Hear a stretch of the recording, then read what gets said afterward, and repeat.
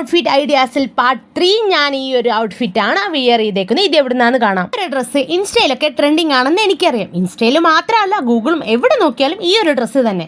അപ്പോൾ തെക്കിനി എന്ന് പറഞ്ഞ പേജ് ഒന്ന് വാങ്ങിയതാണ്. ക്വാളിറ്റി എങ്ങനെയുണ്ടെന്ന് നോക്കിയാലോ. അവരുടെ വീഡിയോ കണ്ടിട്ടാണ് ഞാനിത് വാങ്ങിയത്. സോ എനിക്ക് അത്രയ്ക്ക് ഇഷ്ടപ്പെട്ടു. ഇതൊന്ന് അൺബോക്സ് ചെയ്ത് നോക്കിയാലോ എന്നാ. ആ ഒരു വീഡിയോ കണ്ടിട്ടാണ് ഇതെനിക്ക് വാങ്ങണമെന്ന് തോന്നിയതും വീഡിയോ കണ്ട് ഒത്തിരി ഇഷ്ടപ്പെട്ടു. എന്തായാലും എന്നാ വാങ്ങി നോക്കാം. നല്ല കോട്ടൺ ഡ്രസ്സാണല്ലോ എന്നൊക്കെ എനിക്ക് തോന്നിപ്പോയി. ഇതൊരു ഫുൾ ലെങ്ത് വരുന്ന ഡ്രസ്സാണ്. സ്ലീവ്ലെസ് ഒക്കെ എലാസ്റ്റിക് ആണ് കൊടുത്തേക്കുന്നത്. അപ്പം നമുക്ക് വിയർ ചെയ്ത് നോക്കിയാലോ. ഇത് ഡെലിവറി ആയപ്പോൾ തന്നെ ഇതെനിക്ക് അപ്പം തന്നെ അൺബോക്സ് ചെയ്ത് നോക്കാനാണ് തോന്നിയത്. ഞാൻ ഓൾറെഡി നോക്കിയിരുന്നു. എനിക്ക് ഇതുപോലത്തെ കോട്ടൻ്റെ ഔട്ട്ഫിറ്റ് ഒത്തിരി ഇഷ്ടമാണ്. ഞാൻ ഇങ്ങനത്തെ വിയർ ചെയ്യാറുണ്ട്. ഇതിൽ ഫുൾ ത്രെഡ് വർക്കാണ് വരുന്നത്. വീനക്കാണ്. സൈഡിലും നെക്കിലും താഴെയും എല്ലാം വരുന്നുണ്ട്. പ്ലേറ്റഡ് പോലെ ഒരു അലിയക്കെട്ടിൻ്റെ പോലെയൊക്കെ തോന്നി എനിക്കിത് വിയർ ചെയ്തപ്പോൾ. ഇത് വിയർ ചെയ്ത് കഴിയുമ്പോൾ ആ ത്രെഡ് വർക്കുള്ള ഫ്ലവർ കാണാൻ തന്നെ ഒത്തിരി ഭംഗിയാണ്.